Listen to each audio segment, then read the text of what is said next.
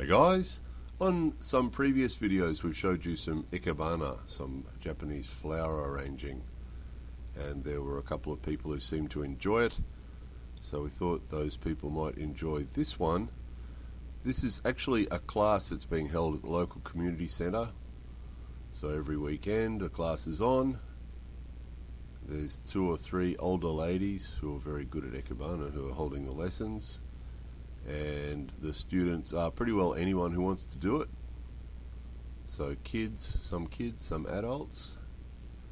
And this particular day was actually the last lesson for the year, and what they're actually making is Mochibana.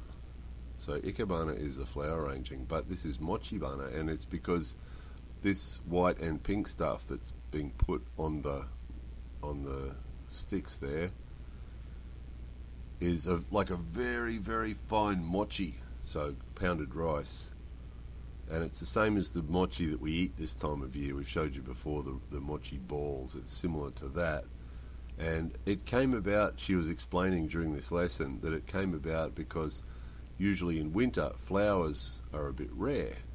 So over time in history, people who are into flower arranging and wanted to make an arrangement to put in their genkan or to put in their tokonoma or some other place in the house would sometimes just use the mochi and put it on sticks. So that's where the tradition came from. So traditionally in winter, that's what they do. They include some mochibana in with the ikebana as sort of a seasonal thing, because it's New Year. It's winter and it's New Year.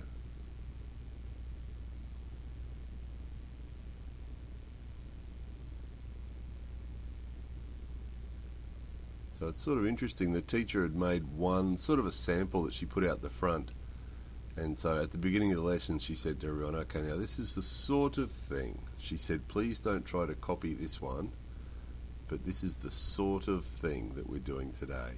So obviously ikebana is fairly unique to each person. It's art, isn't it?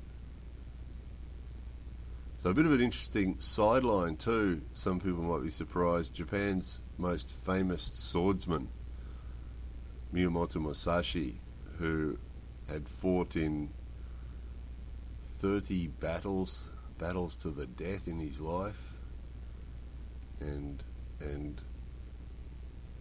won them all, died an old man, he did, Miyamoto Musashi, but he used to do a lot of sword practice, of course, and a lot of martial arts practice. But he also did shodo, which is the calligraphy, Japanese calligraphy, and he also did ikebana.